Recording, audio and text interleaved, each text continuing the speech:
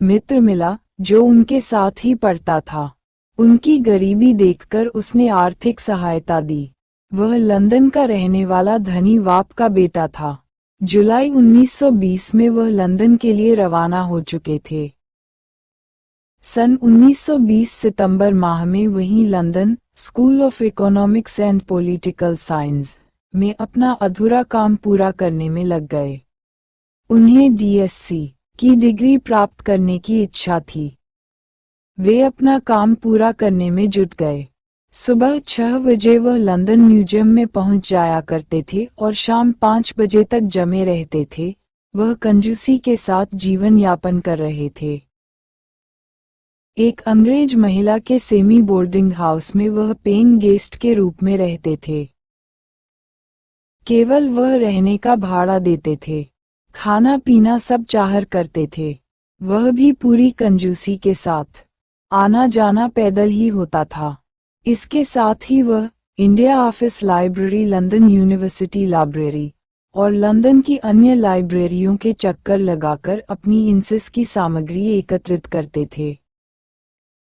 इस कार्य के लिए मीलों पैदल चलकर वह पैसों की बचत करते थे।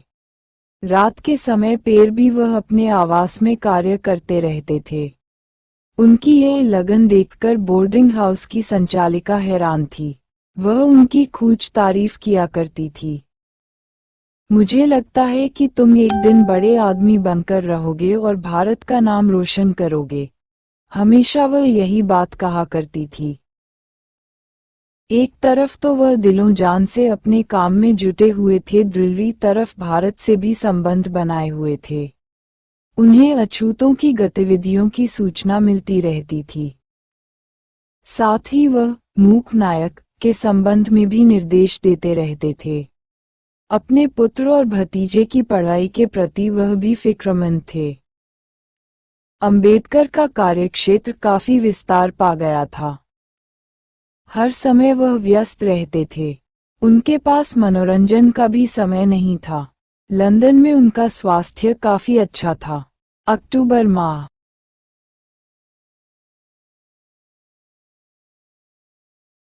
1922 में जरूर उनका स्वास्थ्य गिर गया था। वह बीमार पड़ गए थे, मगर फिर भी हर समय उन्हें अपने काम की फिक्र रहती थी। वह जान चुके थे कि सवर्ण जाति के बीच वह अपनी योग्यता और सक्षमता की स्थापना करके ही अपनी जाति के लिए कुछ बेजोड़ काम कर सकते हैं। उधर कांग्रेस भारत में तिलक स्वराज्य फंड में अछूतों के उद्धार के लिए पैसा इकट्ठा कर रही थी। तिलक का स्वर्गवास हो चुका था। अंबेडकर के लिए यह एक दुख भरी खबर थी। भारत में गांधी जी ने अपना काफी प्रभाव जमा लिया था और उन्हीं के द्वारा अछूतों के लिए काफी कदम उठाए जा रहे थे। 1919 में सर्वप्रथम दलित वर्ग के अस्तित्व को द एक्ट ऑफ के द्वारा पहचाना गया। 14 नॉन ऑफिशियल मेंबरों को गवर्नर जनरल ने केंद्रीय लेजिस्लेटिव असेंबली के लिए मनोनीत किया था। एक दलित वर्ग का नुमाइंदा भी था। प्रांतों में दलित जाति के प्रतिनिधि लिए गए थे। पहली बार अछूत वर्ग को राज्य में पहुंचने का मौका मिला था। अंबेडकर लंदन में रहकर भी भारत की गतिविधियों से बराबर संपर्क बनाए हुए थे। किसी भी टॉपिक पर वह अपनी खास प्रतिक्रिया व्यक्त नहीं करते थे, क्योंकि वह स्थिति का अध्ययन करते रहना चाहते थे। उन्हें इस समस्या के ठोस हल की तलाश थी। कोई भी कदम वह जल्दबाजी में उठाना नहीं चाहते थे। यह उनकी आदत बन चुकी थी कि जब तक वह स्वयं अपने आप में आश्वस्त न हो जाएं, तब तक वह कोई कदम नहीं उठाते थे। The presidential decentralization of imperial finance in British India पर अंबेडकर को मास्टर ऑफ साइंस की उपाधि जून सन 1921 में मिल गई थी। अक्टूबर सन 1922 में the problem of the rupees London विश्वविद्यालय में प्रस्तुत की। लगभग कार्य पूर्ण होने पर था, इसलिए उन्होंने यूरोप के जगत विख्यात केंद्र की तरफ अपनी नजर दौड़ाई। सन 1922 मई माह में बोन यूनिवर्सिटी में प्रवेश का प्रबंध करने वह वापस लंदन लौट आए थे। डॉक्टर भीमराव अंबेडकर वहां से आए उन्हें 9 महीने बीत चुके थे, इसलिए बोन विश्वविद्यालय जर्मनी पढ़ने के लिए लौट आए। फिर उसके बाद प्रोफेसर एडविन केनिन का लंदन के लिए बुलावा आ पहुंचा था। लंदन जाने के बाद उन्हें पता चला कि ब्रिटिश इंपीरियलिस्टिक एग्जामिनरों ने उन्हें बिना निष्कर्षों को बदले हुए पुनः थीसिस लिखने की सलाह दी। कुछ दिन बाद ही उन्होंने छात्र संघ के सामने अपना responsibilities of irresponsible government in India लेख पढ़ा था, जो बहुत चर्चित हुआ। प्रो शून्य हेरल्ड जे शून्य लास्की जैसे लंदन स्कूल ऑफ साइंस के विद्वान ने भी इस लेख को क्रांतिकारी प्रस्तुति बताया था।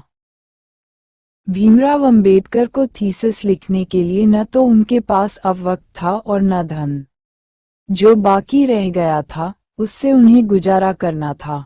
घर पर पहले से ही आर्थिक संकट था। षड्यंत्र रियासत बड़ौदा से अंबेडकर को छात्रवृत्ति तो पहले से ही मिल रही थी, पर रियासत के ऊंचे अधिकारियों को ये बात पसंद नहीं थी। इस बात का सभी ने विरोध किया। सब मिलकर रियासत के दीवान के पास पहुंचे। सबका एक ही मत था। यह निश्चय किया गया कि अब अंबेडकर की छात्रवृत्ति बंद कर दी जाए। राजा साहब की तरफ से एक खत भी लिख दिया जाए कि कुछ ऐसे कारण हैं जिसकी वजह से छात्रवृत्ति बंद की जा रही है। अगले महीने से वह नहीं भेजी जाएगी। ये पत्र लिखकर अंबेडकर के पास लंदन भेज दिया गया। इस पत्र के ऊपर रियासत के दीवान की मोहर लगी हुई थी। जिस समय भीमराव ने ये पत्र पढ़ा तो उनके पैरों तले जमीन खिसक गई। वे पूरी तरह सन्नाटे में आ गए कि मुझे अब क्या करना चाहिए। थोड़ी देर के बाद अंबेडकर की समझ में आया कि बड़ौदा नरेश को पत्र लिखें। उनसे प्रार्थना करें कि उनकी छात्रवृत्ति अभी बंद नहीं होनी चाहिए। उनकी पढ़ाई अभी अधूरी है और थीसिस भी पूरी नहीं हो पाई है। योजना को कार्यरूप में परिणत करने में अंबेडकर बहुत ही कुशल थे। वे जो सोचते फौरन कर डालते। उन्होंने तुरंत महाराज को पत्र लिखा। अंबेडकर का पत्र जब महाराज गायकवाड़ के पास पहुंचा तो उसे पढ़कर वह हैरान रह गए। उनकी समझ में नहीं आ रहा था कि यह किसने लिखा कि तुम्हारी छात्रवृत्ति अब बंद की जाती है। जरूर दाल में कुछ काला है, इसीलिए अंबेडकर का पत्र आया है। मेरी आज्ञा का उल्लंघन किसने किया ये पता लगाना जरूरी है। रियासत के दीवान को बड़ौदा नरेश ने अपने पास बुलाया और पूछा, लंदन में अंबेडकर को हर महीने छात्रवृत्ति भेजी जा रही है ना? ये सुनते ही दीवान का चेहरा सफेद पड़ गया। उसने थोड़े रुककर जवाब दिया, जी हाँ सरकार। जा रही है? जी हाँ। फिर ये सब क्या है? ये कहकर महाराज ने पत्र उनके हाथ में पकड़ा दिया। पत्र पढ़ते ही वह चकरा गया। उसी समय राजा साहब चिल्लाए, आखिर ये सब क्या है? महाराज, मुझसे बहुत बड़ी भूल हो गई, क्षमा कर दीजिए। दीवान ने कहा, अरे भीमराव महार है तो क्या हुआ, है तो इंसान। तुम उसकी योग्यता तो देखो। हुजूर, मैंने ये सब लोगों के कहने पर किया था, आप मुझे माफ कर दीजिए। अगर तुमने फिर कभी ऐसी हरकत की तो मैं तुम्हें नौकरी से निकाल दूंगा। अब ऐसा कभी नहीं होगा महाराज, आप मुझे माफ कर दीजिए। दीवान ने कहा, अच्छा सुनो। जी हुजूर। डॉक्टर भीमराव अंबेडकर, एक काम करो। भीमराव को अभी मेरे सामने एक पत्र लिखो और इस महीने ही अग्रिम रकम भेज दो। अभी लिखता हूँ महाराज। भीमराव को जब ये सूचना मिली कि उनकी छात्रवृत्ति बंद नहीं की जाएगी तो उन्होंने इत्मीनान की सांस ली। उन्हें अपना भविष्य सुरक्षित नजर आने लगा। उनमें नई स्फूर्ति आने लगी। भीमराव ने रुपए की समस्या पर जो थीसिस लिखी थी उसे विश्वविद्यालय ने स्वीकार कर लिया। फिर उसको मान्यता भी दी गई। जब भीमराव डॉक्टर ऑफ लिटरेचर हो गए तो डॉक्टर ऑफ फिलॉसफी कहलाने लगे। अब उनकी कानून की पढ़ाई भी पूरी हो चुकी थी। वे उसमें प्रथम श्रेणी से उत्तीर्ण हो गए थे। अब उन्हें भारत की याद सताने लगी थी। उनका संकल्प पूरा हो गया। वे बैरिस्टर बन गए थे। डॉक्टर भीमराव अंबेडकर को अब अपने दोस्तों की भी याद आने लगी थी। वे अपने दोस्त कैलुस्कर को देखने के लिए बेचैन हो रहे थे। इसी तरह उन्हें अपनी पत्नी रामाबाई की भी याद आ रही थी। उनका पुत्र यशवंत भी उन्हें काफी याद आ रहा था। उन्हें ऐसा महसूस हो रहा था कि उनका तन लंदन में है और मन भारत में।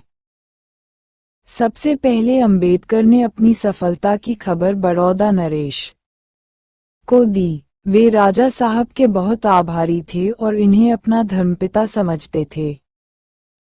उन्होंने तुरंत नवल भटेना के पास पत्र लिखा कि वह जल्दी ही भारत आ रहे हैं।